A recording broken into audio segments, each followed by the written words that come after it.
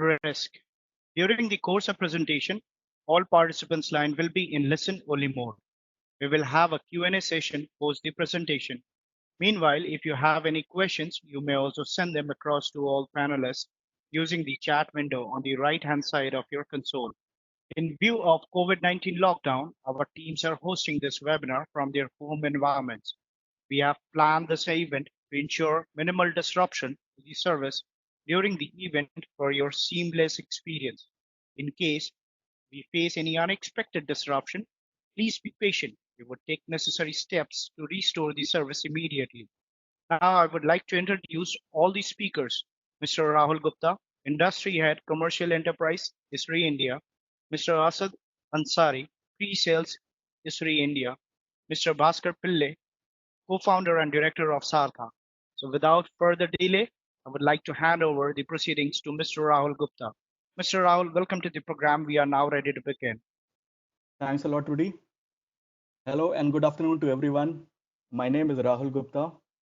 Welcome to the webinar today. The topic of our webinar today is bringing location intelligence to the SAP platform. Also, hope and wish that you and your family are safe and sound. Like we are going through a pandemic, it's a difficult situation right now. I just hope everyone is safe and sound. So straight away, going to the agenda of today's webinar, we'll be taking you through what location intelligence is. We'll be talking about ISRI, we'll be talking about SAP and Sartha. We'll be talking about the association and the partnership between the three organizations. We'll be discussing a few use cases in various segments. We'll be showcasing a few demos, sales territory planning, auto scheduling, Easy Day mobile app. These demos would only be a subset of what we have to showcase or what we have to deliver, but this would be good enough to give you an insight into what all things that we can share with your organization or the value add that we can bring across to your organization. Then we'll have a wrap-up session and finally the question and answers. Sorry. So what is location intelligence? Let's take a minute to understand what location intelligence is. So as a professional or as an individual, we come across so much of data in say everyone's life as an organization, as a say professional working in an organization. Yeah, so it can be a sales data, it can be finance data, it can be coming from operations, it can be competitions data, it can be demography of your customers. So sales can be coming in from your CRM, it can be sales leads coming from social media, the customer data again coming from your CRM, your ERP platform. This will give in a lot of your financial information. Yeah. So all this data, your demography of your customer, also you will carry a lot of historic data from the past years. Yeah. So all this data, when you combine it or stitch it around along a location, when I say location, this means latitude, longitude, you try to bring across, build in a intelligence to the data. And this intelligence, when you bring across, we call it as location intelligence. So when we have a data which is understanding location of your the information of the location, yeah, so there would be a lot of questions which can be answered using that data or that information that you carry. So this can be questions like, where can I plan for a new retail outlet? And this kind of a question will come from a sales organization or a say strategic say department, yeah, or a strategy department. Then we can have a question like, where are my customers, distributors, or channel partners, where they are concentrated? This again will come from a say supply chain management team or again from a sales team. Show me my assets and stock availability, including my channel partners in a specific territory. This will again be from a supply chain management team. How can I optimize my distributors' territories based on logistics and service areas? Then we can have a question something like, how can I optimize my focus marketing campaigns, say based on a customer spending? This will be coming from a product management team or a marketing team, right? So when we try and answer these kind of questions, right? So these responses, like you can very intelligently answer these questions, and this will be, you basically are falling back on the location intelligence of a say, solution. So this is what location intelligence is. And what is location intelligence? So Location intelligence, the platform which brings location intelligence to you is a geographical information system, or what we call as GIS. Now, when we talk about GIS, the synonym for GIS in today's global arena would be ISRI. Now, talking a little bit about ISRI, who we are. So ISRI is a global leader in geographical information system and geospatial analytics. Now we have, it's a Redland-based, California-based organization. It's a multi-billion dollar revenue organization. Close to 20,000 plus customers across the globe, 49 offices again across spread across 67 different countries. Professionals coming in from 67 different countries. We have been present. The inception of our organization happened in 1969, and in India we have been present since 1996. In India we have been working along with close to some 4,500 customers. This would span across say government, central government, state governments, different utilities companies, different say enterprises, manufacturing companies, automotive companies, consumer durable companies, retail outlet, retail organizations, and we have a presence in across India. In any major town or major city, if you look into, we'll be present directly there or through our partners.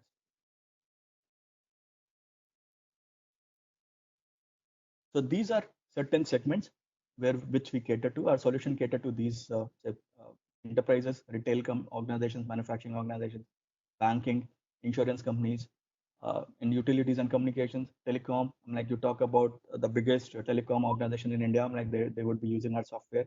You talk about the biggest manufacturing automotive company in India, they will be using, they are a customer to us. So electric organizations, water organizations, we have solutions for them. We have solutions for forestry, we have solutions for water, we have solutions for renewable energy companies. We cater to government. This can be central government, state government, land records, again, the income tax department and all. Yeah, so we have health departments in government organizations, and then a lot of processes that we have solutions for. This can be logistics related, infra related, supply chain related, marketing and sales, and then government will have public safety, public works, and public health. Yeah, so this is a little bit about ISRI. Now coming across to a partner, so we'll have we are jointly hosting this webinar along with the partner of ours, Sartha. They are a premium partner of ISRI, and they are present here in India and in Australia. The inception happened in year 2013. They started working along with SAP in 2014. They signed up a partnership in 2014 with SAP. They joined ISRI's bandwagon in 2017. They are a services and a product company, and they have products like Business on Maps, Asset Planning, Evolve. So you will get to hear a little bit more about them in a couple of minutes time when we hand it over to Sartha team. But before that, like, we'll also take a few minutes to talk about our another partner, like in fact, the partner whose solution we are talking about integrating our solution along with them. So a bit about our association and our relationship and partnership with SAP. So ISRI's partnership with SAP go for close to 2 decades. And we have been working together in bringing technical innovations and business value. So together, what we try to do is together we try to bring in the science of where, which comes in from ISRI, to the intelligent enterprises. So intelligent enterprises, when I talk about intelligent enterprises, are the organizations who are implemented the solution from SAP, they're using their solution. So they are using, it's basically a way of movement into digital platform, right? So that's the bridge that we bring. So our partnership solutioning happens around, say, 3 pillars. So 3 pillars are, one happens to be system of record, we call it. The other happens to be system of engagement. The third is system of insight. So system of records is mainly to integrate ISRI's platform. The umbrella brand happens to be ArcGIS. A lot of people would have heard about ArcGIS. With your SAP's installation. So it's a enterprise resource planning system or a enterprise asset management system to streamline your business process and workflows. And the technology that we use is it uses native RESTful APIs to integrate. System of engagement is basically what we call as collaboration. Employees on the field, plants, offices can collaborate. So it's an enterprise solution. Employees across the board can collaborate by accessing authoritative maps to analyze your assets and your resources. The system of insight is basically analytics. It brings in comprehensive location intelligence and data visualization, the capabilities to your analysts and to your data scientists. So finally, what we say is using Esri and SAP together, you try to make your systems faster. You bring across operations quicker, more efficiency to your operations. The integration is seamless because it's off the shelf integration. We try to lower your TCO. So in a short while, I'll be transferring across to my colleague Asad, who will be taking you through a few use cases, basically across different domains. This would be talking about something like, say, business expansions, probably on logistics or territory planning. So I'll pass it on to Asad to take it further from here. Thanks, Rahul, for setting up the stage with the insightful information. So taking it forward to the next phase, where we internally, as an organization, where we have a common organization vision of growing. So in terms of growth that is related to financially or operationally, we want to grow, right? So the question is, how do we do that?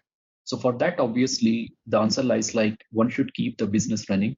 As we all know, we are having a tough time globally. And beyond running business running, we should have the all set of operations also parallelly running. So taking an example of manufacturing, within that we'll take a vertical of supply chain management that acts as a backbone. You would like to know where are your customers. You would like to know where are the deliveries you have to make, where are the orders you have to place, and also equally you would like to see yourself where you are geographically placed at. So when I ask where with so many of questions, that arises one question, that is my data on the map? And that's where I need to enable the organizational data that can give me a holistic picture of my existence, as well as the existence with respect to other entities as well, be it like retail, be it like POIs, point of interest informations, be it like facilities management, be it like government institutes, and so on. So if I'm missing all those components on a map, definitely I'm missing the current conditions of where I need to keep my operations running, where I need to grow, where I need to tackle around the competition, where I need to make my deliveries, where I can find the customers, where are my assets right now, and how are they actually changing up with the different dynamics that is changing the entire geography, where I can make my landscape planning, where I can have my economic development to be targeted at. So for all of these things, I need to know that is my data on the map. When I'm saying my data, it could be my organizational data, that could be in the relatively in your native organizational databases also, and also the other aspects of other geographical entities. So for this, we need to put up the data on the map. That's my question is. The second one, if I do this, this brings me to a set of actions of preceding slide. So that is basically bringing the location component out from your respective organization databases. So what could I do if I turn special data? So these are some of the, not exhaustively, but some of the use cases which I can refer to. The first one and the starting one, and that we all agree to that, is about planning and then analysis. So starting with planning and analysis, we all know we are having a total different dimensions of conditions globally. And also the need of the hour, we need to change our strategies and create a framework of business sustainability as well as business continuity, which is only and only possible through our homework if you do planning and analysis. In terms of where are my sales assets, Where are my competitors? Where are my customers that I need to assess? Where are my complaints coming up from? So typical example, I was speaking some time back. There was from a manufacturing industry. Now we are heading towards summer season, and there are a lot of customers from air conditioner departments. They wanted to have their services to be done. So they wanted to understand where they need to provide these services at in a very feasible manner, so that nothing is affected, everybody is safe, and they should keep the business running up in terms of troubleshooting, in terms of maintenance, and so on. So for that, there has to be planning and analysis to be done, and that's no way possible without implementation of GIS. Second one that actually correlates with my planning and analysis. In a normal conditions, in order to grow, one needs to understand like where I need to grow. And for that, I'll take an example of market expansion, alias the business expansion, as Rahul has mentioned. And for that particular use case, if I turn my data into a special one, that brings me a use case of to a use case of site selection. So site selection is basically for understanding where are your potential sites, where you need to grow, where you might need to actually place in terms of current situations. Like for example, like if I've got a customers who are into somewhat red zones or orange zone or so on, so maybe I need to have a catchment area analysis to perform the site selection. Even though in terms of the monetary wise and in the normal conditions, had it been the case before this pandemic, a lot of organizations are using and were using and are interested to use GIS for the site selection for the growth, for growing up their new retail stores, to locate where their warehouses should be, so that they can optimally manage the logistics and operations through the proper deliveries, where they need to actually open up their distributor location at. So all this brings to a conclusion under the umbrella of site selection. Third and very important thing that I would like to mention over here is about the data management. We are already speaking about data management in terms of managing the voluminous data, we can say, alias the big data also. But yes, nowadays, a lot of organizations are turning up, uh, making it the data management in terms of content data management side, where they enable the location denominator actually. So while using the location component, they are able to manage entire content management system. So for example, in terms of retail or in terms of manufacturing, I would like to know as a common asset of my plant that how many workers are working there, how are the spare parts working over there, how are the operating costs over there. So if you see entire data set of a particular asset, which could be in thousands and hundreds of attribute, I'm able to manage it using a single component of GIS by enabling the location component. And that brings me to a conclusion that data management nowadays is looking at completely a paradigm shift, where people are enabling the location component and they are anchoring this particular location component to create a more robust and more transparent content management data system. Third one is about the situational awareness.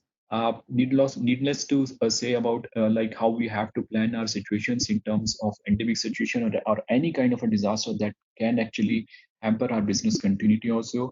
So for that, we need to understand in terms of where are my salespeople operating at? Are they operating with a good coverage or not? Or do I need to have more strategy to increase my sales force into the field? And how are they doing it as compared to the other environmental factors or other pandemic factors? So we have seen in like a couple of days back or couple of months back actually, and we were able to enroll like some of the solutions for the business continuity planning also, where we are giving a situational awareness kind of a use case for a lot of organization. People would like to say their business data, and also they would like to see it in terms of versus the current pandemic situation across India. So that gives a complete holistic picture to them in terms of situational awareness. So what about the people who are working on the field, or I'll not say the field right now, but yes, the people who are working remotely, you would like to understand them in terms of what they are doing it and how they are actually managing their entire work. So that's where actually field mobility comes into picture.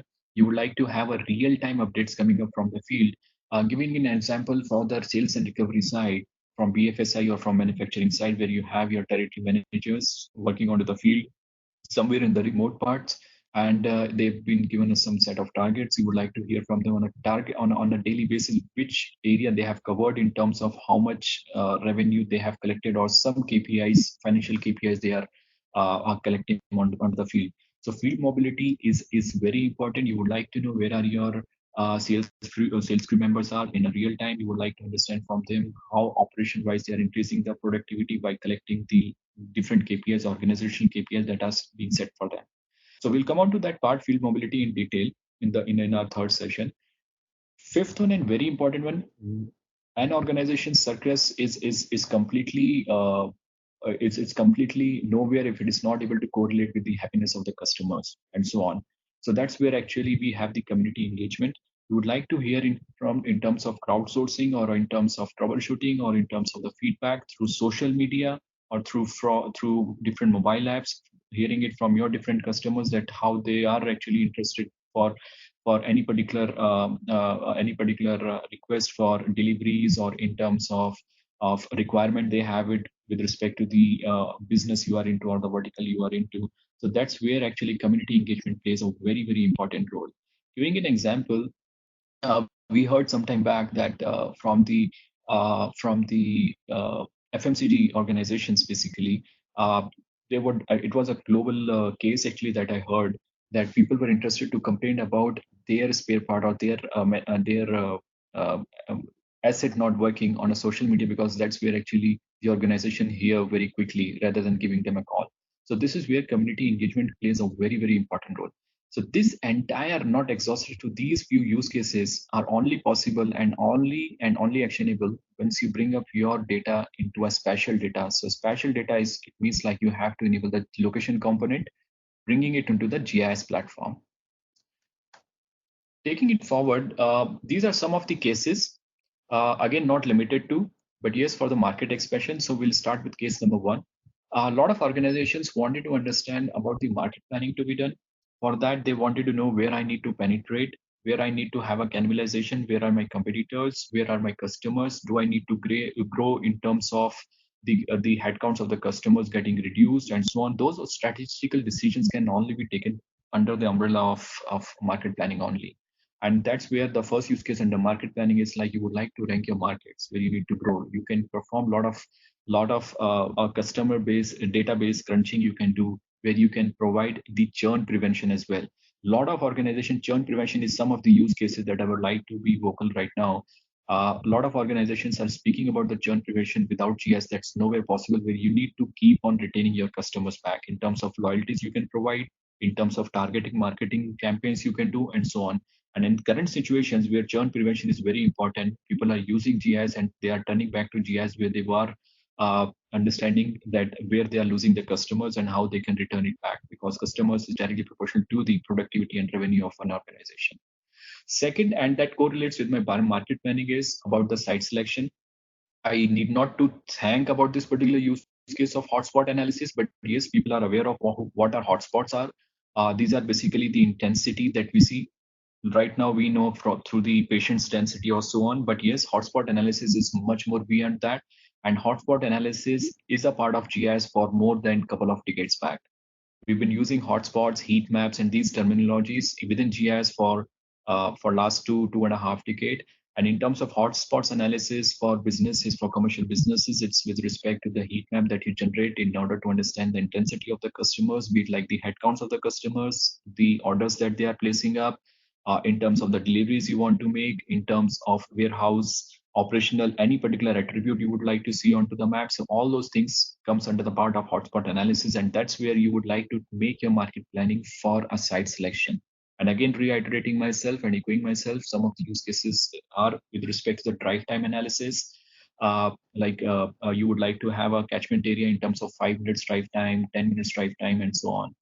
Third, and a very important one, as I mentioned about the churn prevention as well, is about the customer segmentation. And customer segmentation, alias, is customer profiling. Would like to know that what type of customers are giving me what type of request. So there would be a particular segment of the people who would be making a common request. You would like to cluster them, but for them, you need to understand the customers better. And for that, customer profiling is very important. So fourth one, and the very important one that we need to understand, is about the demographics, because GIS is all about not only limited to analytics as well, but analytics over using demographics as well. So demographics are basically the data sets for a particular geography in terms of like the census information, like total population, households, gender base, teenagers, 60 plus, and so on. And you can get the refined information up to district level, sub-district level, or even though in terms of micro market also, that I'm going to discuss in a few slides.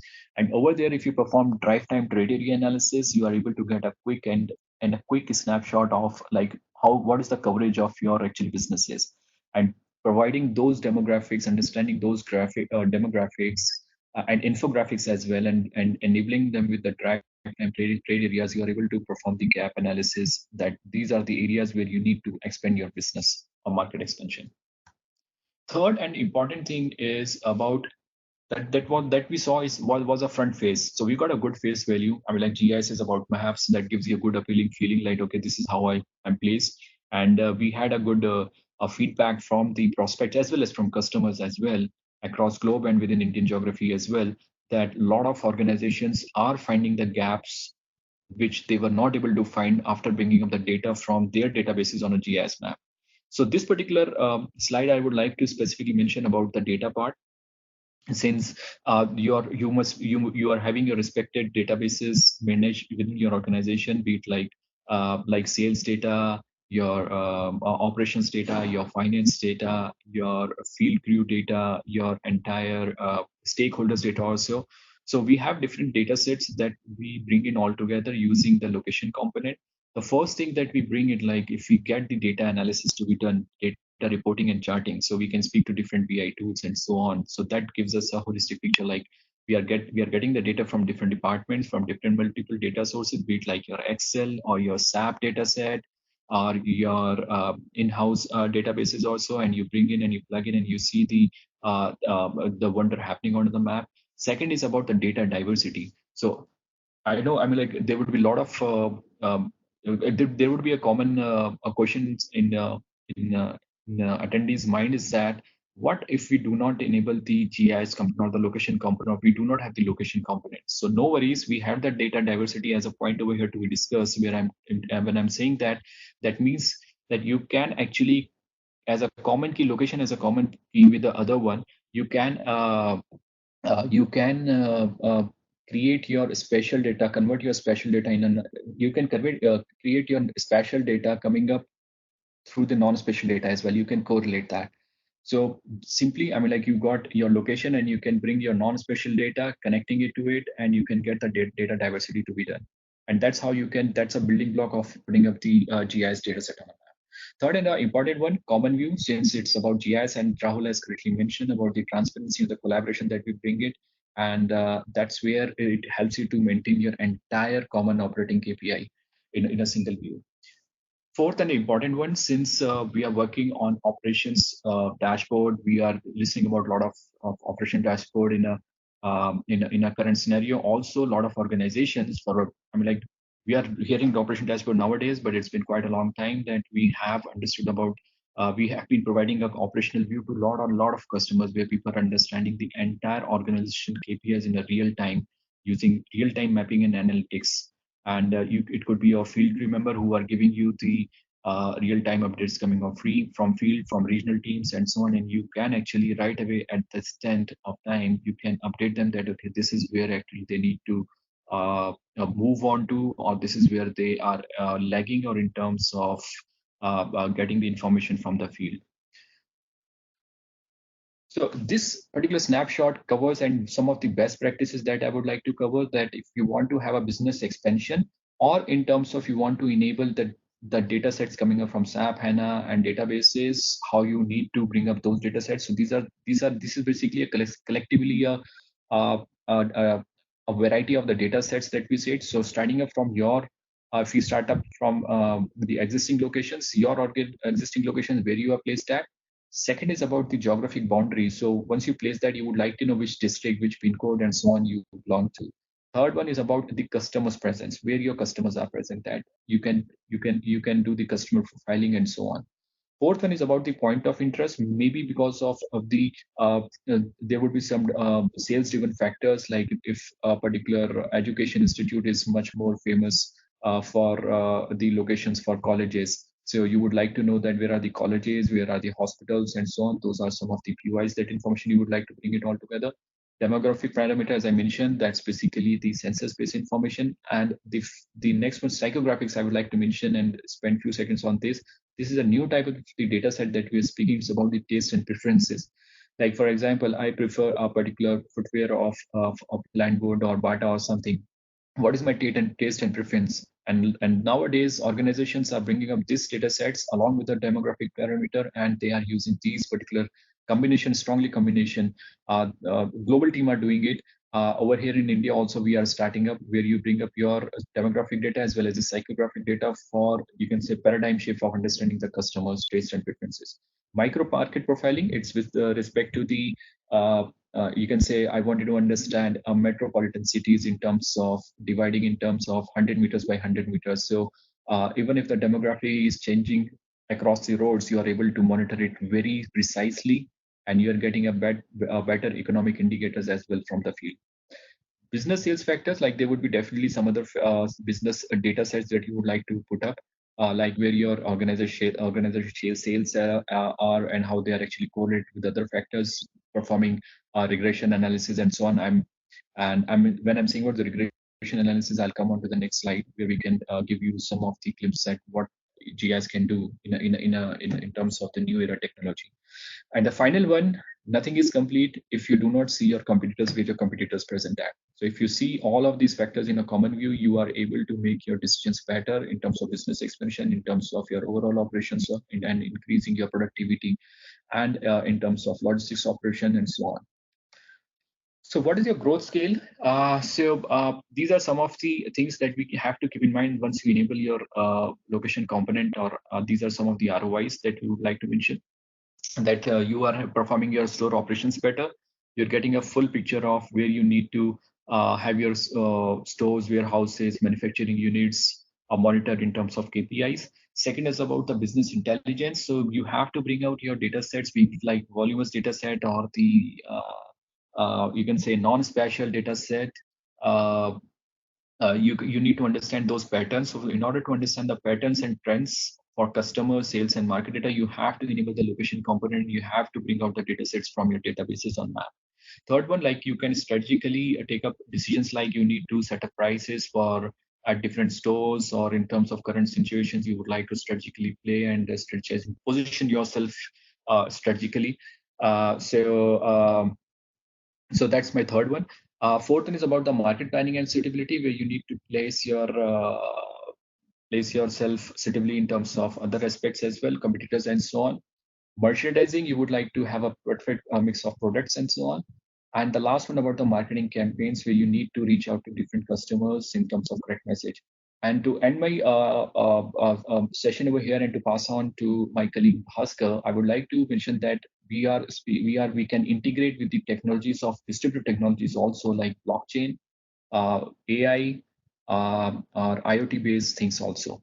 So we can easily integrate and bring up those information from your organization who are working in different data science or different operations also. So with this, I share the podium to Bhaskar. Thanks, Asad. Thanks for the comprehensive background.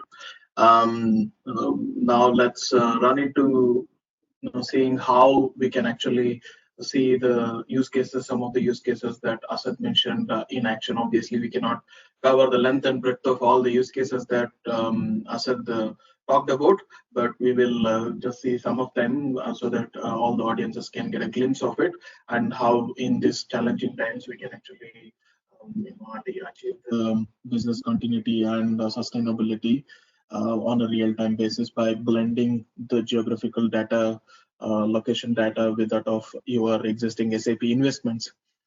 So the first of the use case that we will actually look at will be the sales territory planning.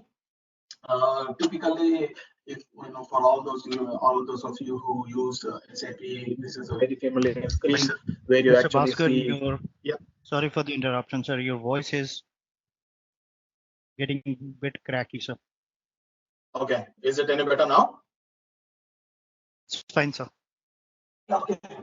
All right. So I was just saying that for those users who already are aware of SAP, this is a familiar screen where you actually would want to understand your sales that has happened over a period of time. It's a sales order report that you say. Typically, this is what you see as a table of data.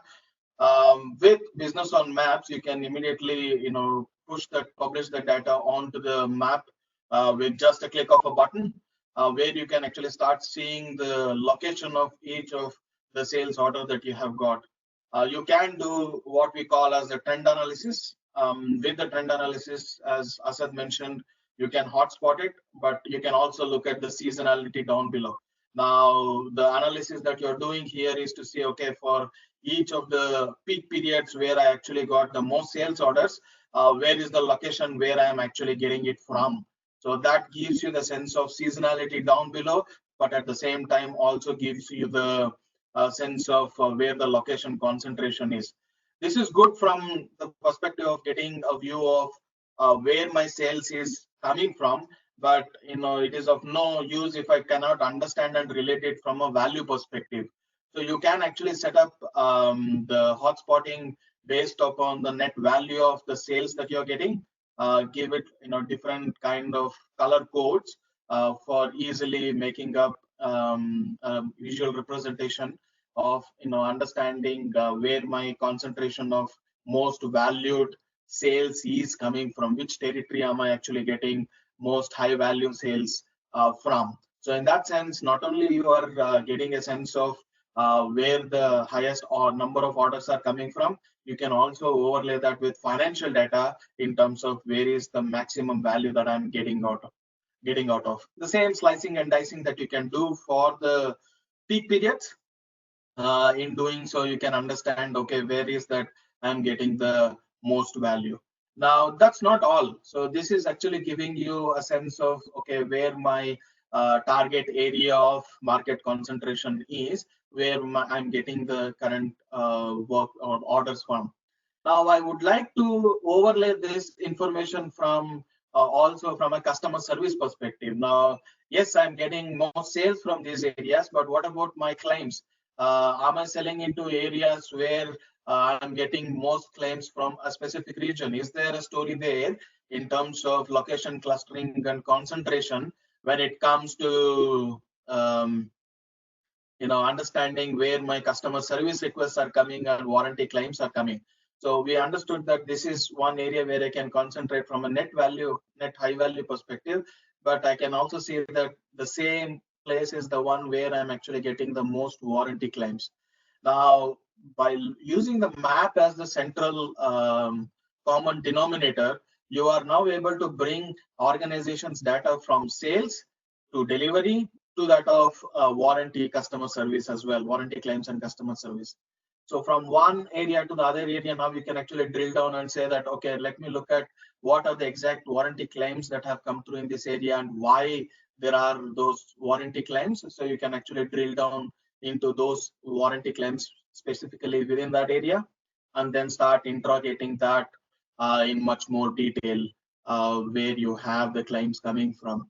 So that way you are now trying to bring multiple business functions within the organization in making an informed decision about where my sales are, where my customer service requests are coming from, how many of them are resolving and resulting in a warranty claim. So all that is something that I'm actually able to do using map and map as the common binder or connection across all the business function. Now, imagine if you are able to, the same thing you can actually extend to overlay with this way the customers who are going to get impacted or the customers whom you should actually target them. Is it more to do with the individual customers itself, where the claims are coming from, or is it the demographic that actually is helping me get a certain kind of orders for a certain section of products from a given area?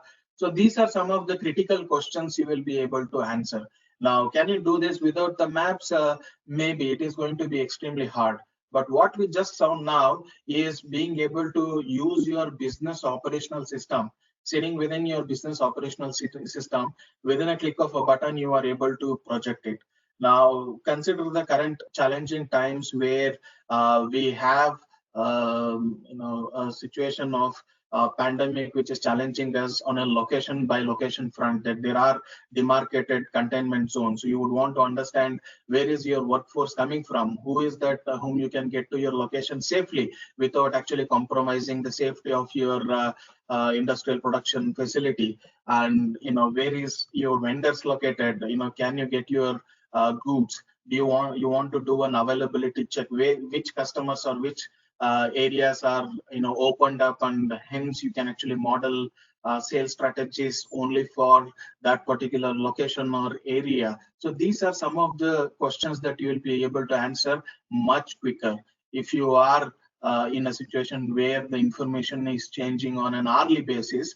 So your ability to be able to answer to the executive management to make the business sustainable, to understand the critical questions of which market areas we can serve, how much net value can we derive out of it, for my keeping my production up and running, where is my workforce, where can I source them from, where is my supply chain concentrated, can I actually get my supply sourced from an alternative sources and can still continue and run and sustain my business operations, and at the same time continue the sales and the growth as well. So with the limited resources and with limited avenues and opportunities that are available, how can we sustain the business? So that's a key critical question that all of us would be able to answer, provided we have a simple and a very effective and efficient ingredient embedded into the whole business process execution, and that's location.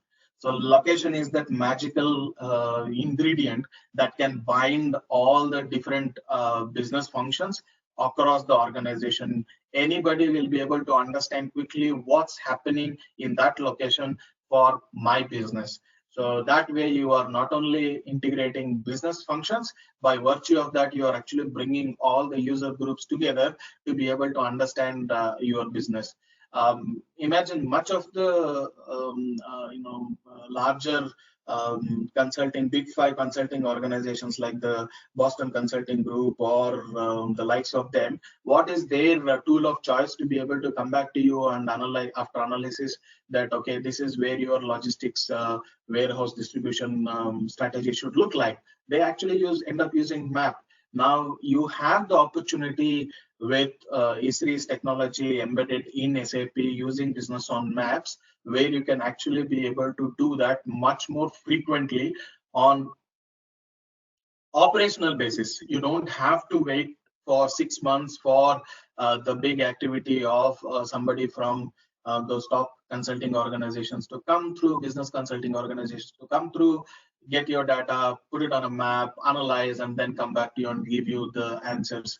The people on the ground who are operating your business, if you give them the tools that they can actually comprehend what's going on in the business, you can actually get much faster learning and much faster insights to be implemented within your business operation. So that way your ability to increase the speed of improvisation of your business process can be accelerated significantly. So the next thing that we will also see that is what we call as auto scheduling. So now that this is okay from an analytics perspective, that if I would want to do an after sales analysis and if I want to do a sales strategy on a future outlook perspective, yeah, what we just saw makes sense. It hangs together, all good. Now, if I would want to run my business and leverage and exploit the location intelligence, so we have something called as auto scheduling, where you have a bunch of deliveries to do, or you have a number of customer service orders to be executed, or the warranties to be warranty claims to be completed, where you have to send your service technicians. Doesn't matter what is the nature of the job, whether it is the logistics delivery aspect of it, or whether it is the customer service aspect of it. They are geographically distributed. Now, how would you run your logistics operations much more efficiently and effectively, and give your priorities in the order of, okay, I want the least amount of delivery time to my customer. That's your priority. Or you do not want a lot of time to be spent by the technicians or that of the delivery agents in travel.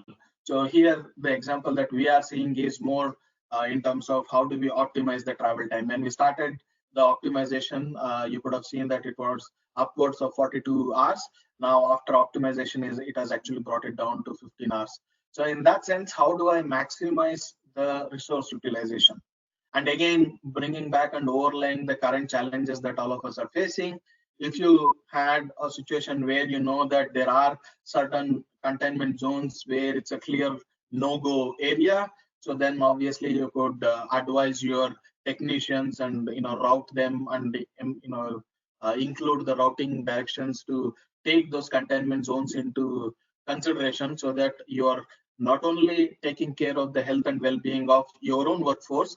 By that, you're also confidently able to communicate to the customer saying that, look, we are actually taking extreme measures to make sure that whatever the goods that are reaching you are only coming through areas which are not containment zones. So in that sense, it's addressing the health and well-being of your existing workforce, and also being able to confidently commit to the customer that all care is being taken to make sure that their health and safety is also taken care. So in to expand that even further and beyond, you will then be able to even set up business rules. Obviously, lack of time constraint, we are not going to see the demo. You can even set up business rules in terms of constraints, where you can set up availability checks, where you can actually commit to a customer that this is when I can actually deliver your product, based upon which location and which area they are. Because in these challenging times, customers are in distress, and they would like to know that any online order that they have placed, or the call that they have made to you, they are getting a commitment, and you are in a position to be able to make a commitment. So in a situation where the information is changing on an hourly basis, this kind of intelligence, being able to answer for questions like that quickly, is only possible when you actually have embedded the magical ingredient of location in your business process operations. So this is about the planning and organization. So just before we go to the next use case, quickly let's see what does it, how are we able to do that very briefly. So in effect, what we are trying to achieve is every aspect of your data, as Asad mentioned earlier, whether it is your master data or transaction data, all of the data in SAP, doesn't matter which part of the business suite that you're talking about, whether it is ERP, supply chain and management, you are on HANA, you are not on HANA, doesn't matter. All of the data can then be geolocated onto Esri platform, and thereby you can bring both these informations together seamlessly using our business on maps. So the magic of bringing the location and embedding into SAP to seamlessly leverage the location intelligence is the activity on a real-time basis that business on maps does. So in that sense, now a lot of organizations will have to start looking at it consciously on how do I actually embed the location as an integral part of my data value data asset, to ensure that at least on an ongoing basis or a future basis, we are prepared to provide answers on an extremely dynamically changing environments as well. So now, going further to this, extending the use cases from the planning and analysis to the real execution at the field. We do have a mobile app which is powered by Esri's SDK. As Rahul already mentioned, we are partners of Esri and SAP. we have the ability to bring these two systems together. And this bringing of these two systems together, we have taken it to the edge by bringing the location intelligence not just in your back office execution in terms of visualization and analysis, but also on the field execution as well. So what does this mobile app do, and how is it different from any other mobile app out there in the market? So what does it do is what we will first look at, and then we will touch upon how is it different. So what we are going to see now is an offline geo-enabled mobile app, which enables organizations to gain a real-time visibility into either their service technicians, if this is implemented in their customer service business function, or their delivery agents, if this is implemented in their logistics function. So the use case that we will see as an example today will be more in the logistics space on how delivery agents can actually use this offline geo-enabled mobile app. And through and through of this process, it optimizes the travel time, and it ensures that there is an element of reliability of the service delivery or that of the product delivery. And it ensures that there is an element of accountability on the part of the field agent. So with no further ado, now let's see the demo in action. Just before I go into the demo itself, because we had to show and demonstrate the offline capability of it. So what we have done is we actually have connected the mobile device to the laptop, and we are going to show. So now the mobile device is completely offline. And with this, you can clearly see that the mobile app is fully functional and capable in an offline scenario. So this is what we call as the easy day. Turn on the date, don't mind the date. The data was set up on that date. So this is what the delivery agent would typically look like. What time is he starting his day? How much is his travel time? He reaches the pickup location or the unload location. What is he doing there? He has a break time. Subsequently, there is a travel. He wants to understand the location context, still being offline. Never mind the quality of the crispness of the text. It's just because it's connected through a wired interface. So you can quickly, you can just swipe. That is all it takes. Just a swipe is all it takes to move from his list-based view into the map-based view. That clearly gives him an indication of where he is and where are the jobs for the day that he has to complete. And if he is offline, still it actually, if he just says travel, so where is it traveling to, he can actually get an idea of where that location is. Now, to extend the sophistication, some of the customers whom we are working with, they have insisted that to ensure there is reliability of the service delivery, they would want to geofence the activity, which means, let's suppose I am actually going and performing this activity. Now, if I say start, I actually cannot start. Why? Because I cannot be sitting at somewhere else and say that, okay, I have just already started this job. You can't do that because it is geofenced, which means the mobile device and the technician naturally, along with the device, has to be within a predefined perimeter of the job location. Let's say 10 meters or 100 meters from the job location, he must be there within that area. Only then will he be able to start the job. So this is an example of geofencing and the sense of how reliability is ensured. Now, if he has to go about doing his job itself, how does he do it? So this is one example where he has to go and unload certain things. He starts the job, and as part of starting the job, he is mandated that he needs to take a picture. Again, a reliability aspect coming into force. This is completely optional. You can, for the kind of jobs that you do not want him to take the picture, you can make it optional. For the jobs that are essential, you can, if it is a service technician, then yeah, obviously you would want him to take a picture before he started the work, and after the work is completed, what is the damage that he had, and after it is completed, what was the how was the position of that particular asset. So in this sense, now you can observe that there is a counter or the clock that is ticking on the side to say that, okay, he has started the job and how much time he is actually spending. So in that sense, there is an automatic recording of the time as well. At some stage, he'll say, okay, pause, I'm taking a lunch break or a tea break. And then I come back and then I start my job. Again, the counter starts. At some stage, I'll actually come back and say, okay, I have done with my job. And by the way, this area completely, which is blank, is totally configurable in terms of what content you would want to include and embed. So again, I am now trying to finish the job, and in doing so, again, I am obligated to take a picture as evidence, establishing the reliability and accountability. Now, let's suppose this is a customer delivery or customer service order execution. It is essential that you can also configure that the customer provides a rating, provides his signature, and then saves it. So now the job is done, and he has spent about 1 minute. If he wants to change for some exception reason, he can change it, and he can also see the breakup of the times when he started and finished. So there is a whole heap of functionality. We can spend the rest of the day talking about it. This is just showing the notifications where he can just accept and reject any new job that is assigned to him.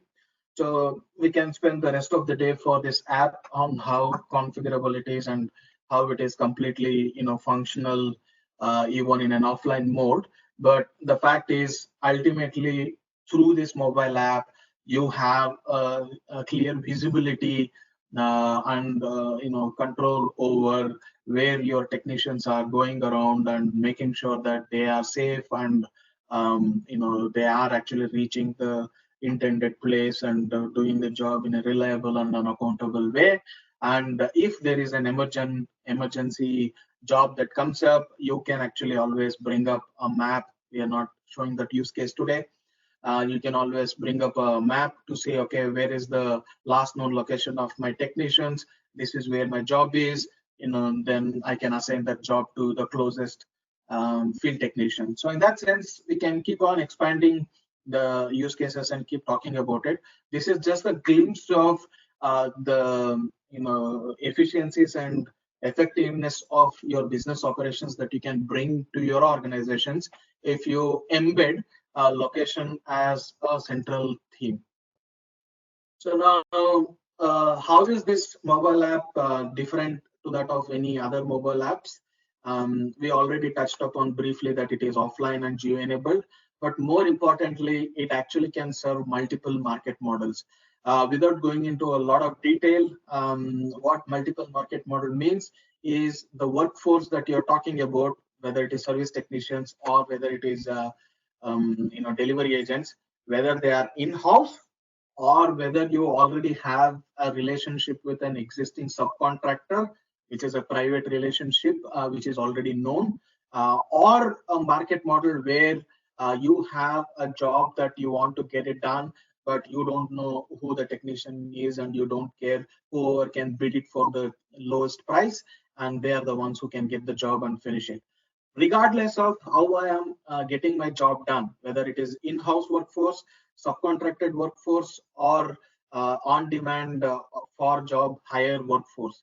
In all three market models, this mobile app will work seamlessly, and it will give you the same sense of reliability, accountability, and visibility to your execution of the job. So that way, the key value that you're bringing to your organization is not just you only are outsourcing the job, but you're not outsourcing the reliability and the quality of the job that has to be completed. So in that sense, you are still in touch with your customer through the mobile app because you are getting the visibility of when was the job done, what was the rating, what time it was done, and so on and so forth. So in that sense, this is a one-stop solution for mixing and matching different kind of workforce. So now, is this all a dream or is it a reality? Is somebody interested in it? Has somebody actually signed up for it? We recently have a win who is actually using majority of the use cases that we talked about. It's a infrastructure, major infrastructure developer within the India market with many subsidiaries. A very well-known brand. For confidentiality purposes, we cannot discuss the details. And the more important aspect is the context in which this win was done. It's a multinational conglomerate. If it is an organization with so many subsidiaries, it is understandable. It's a greenfield S4HANA implementation, and business on maps along with geo enablement framework is being rolled out. So it's not, for those who think that, okay, if I have SAP and you have geo enablement framework, do I have all the location intelligence that I need? Fortunately, it is only there. Unfortunately, it is only there at the moment for the asset management space. If you would want to have an organization-wide strategy for location intelligence, then business on maps complements geo enablement framework to deliver you the kind of use cases that we just talked about. So with that, I would like to hand over back to Asad. Asad, over to you.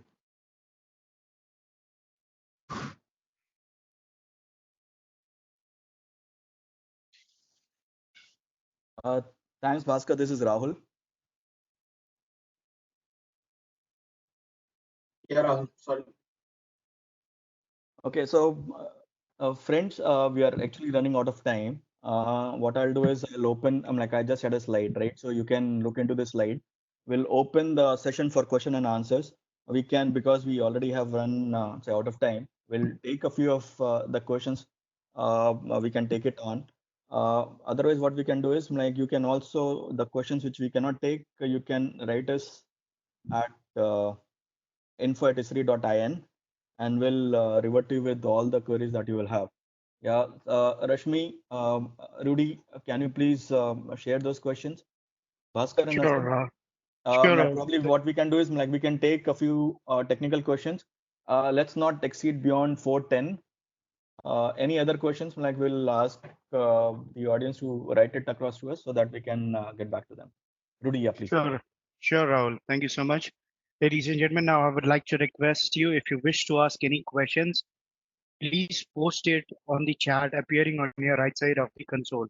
Repeating and requesting again, ladies and gentlemen, if you wish to ask any questions, please post the queries on the chat appearing on the right side of the console.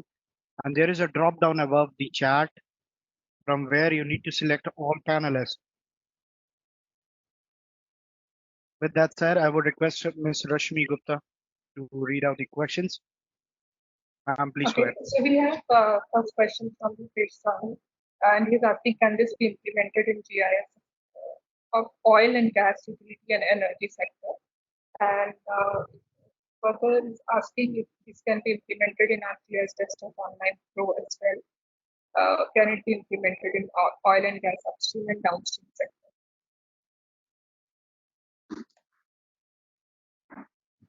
Yeah, the answer is yeah, Rahul, you want to go?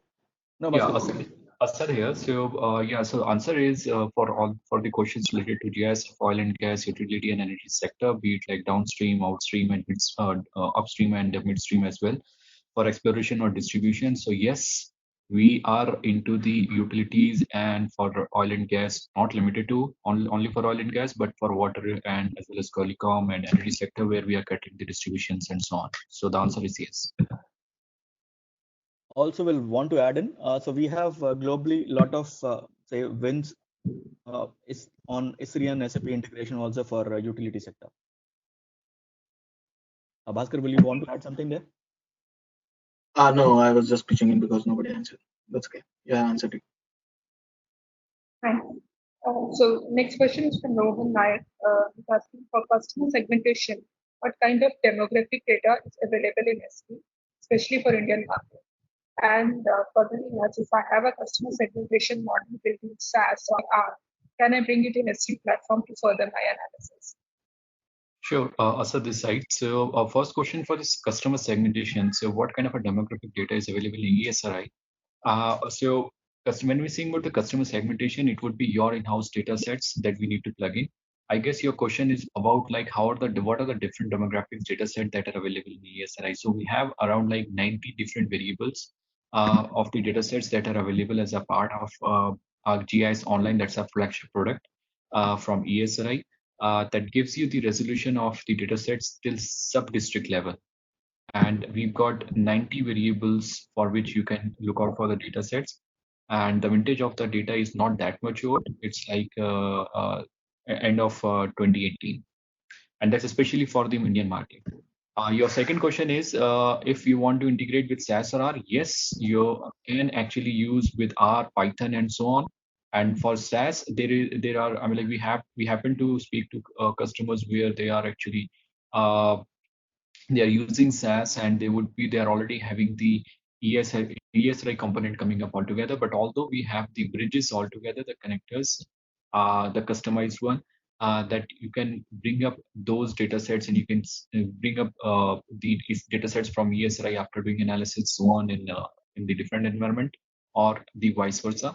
And the second aspect to solve this problem, to integrate at a database level where you have a common repository data set that can speak to SAS as well as ESRI technologies, and you can perform analysis further on. So there's further question to it. What is the scale of data which SV SAP can handle? If I have card transaction data, can it map all the transactions and help in doing a computer analysis? Bhaskar, can you take this question? Yeah, sure. Yes, there is a sense of aggregation that you can do. HANA being the columnar database actually can handle. So these are use cases where we would prefer HANA simply because of its ability to handle massive data volumes. Non-HANA database also it would work, but then you'll have to start doing aggregations and so on. So the short answer is yes, possible. Thanks, Bhaskar. So this further the question: if I have predictive models which using ML platform, can I integrate them with SV? Yes, you can do that. You can easily do that if that's a part of like ECD that we call it as. So you can bring up your AI-based tools within ESRI, specifically in terms of raster formats, and you can perform analysis. So I can see over here the terms that are being used as PyTorch and TensorFlow coming up from the Python Open Library and TensorFlow coming up from the Open Machine Learning Computing Library from Google. So you can do that. Thanks, sir. Next question is from Arun Kulkarni. The question is how we can control service costs using this technology without physical visit of service engineers. Okay, so this is a pure example of what I was speaking in my slides, where the remote people, I mean, like you can create, you can configure our technology, in SAP in a such way that you can share up those forms, the service request, and all those things to your stakeholders, be it like your customers or be it like your service engineers, and they can simply get back to you in terms of their location and the service request they are doing it, or they are performing any kind of a troubleshooting or maintenance or so. So remotely, you can do this without any physical visit. It's kind of you can say, I'll not say a word called, what we use in health is telemedicine. I'll say it over here as a teleservice kind of an activity. Okay. Next question is from Anil Kumar. Rashmi, can we make this a last question? I'm like, we are actually running. I'm like, sure. This can be the last question, and the rest of. Yeah, Bhaskar will have to answer this. From a future roadmap point of view, you are recommending migration of S3 database to HANA to maximize the efficiency. If this has already been done, how was the transformation impact? So this is the question. And next question from the same person is, thanks for mentioning the GDF versus BOM part. Does BOM currently provide functionality to accommodate asset management? I can take that. So the last one first. So BOM business on maps, does it work with asset management? Answer is absolutely yes. So that's your across the enterprise geo enablement across the entire SAP business suite. So if you have GEF, great, it will work complementing the GEF. If you don't have GEF, that is still fine. So all that GEF can do, business on maps can very well do. So that's the simple answer to the GEF versus BOM question. So then the question why customers are using GEF and also the BOM, there are specific use cases for it. So we can have an offline conversation, more detailed conversation for it. So the other part of is HANA migration into HANA mandatory? Yes, if you do migrate to HANA, there are a number of advantages in terms of the scaling up that you can achieve on the speed and the amount of data that you can push through these analytics, but that's not mandatory. So without having HANA, if you already do not have HANA, but you still want to roll out use cases like this, you can still actually achieve that as well. It would be ideal and better from a roadmap perspective that you migrate to HANA, but that's not a prerequisite. Thanks, Pastor. We have just one more question, if we can address that too. This is from Italy. The question is, if I need to develop an online interactive portal, what kind of IT setup do I need? After creating an app with S3, do I need to host it separate? No. So no. I mean, like, if you need to develop an online interactive portal, so I mean, like, when we are saying about the portal, we have an application that works intra-organizations as well as on cloud. So it's basically the minimum hardware configuration. If you get the questions correctly, we have a set of minimum configurations that is required in terms of hardware and connectivity and all those aspects. So if you create an app, with ESRI, so you need not to actually host it separately. It's just like that's the product suite that we have. That's called, we call it as an enterprise that integrates with your internal web servers and so on, and it can host your applications right away. But you need to have the ESRI enterprise solution. That's the answer for that. Thank you. Thanks, Atal. If you have any further questions, you can write it here to us on info@esri.in. Rudy? Thank you so much, Mr. Rashmi.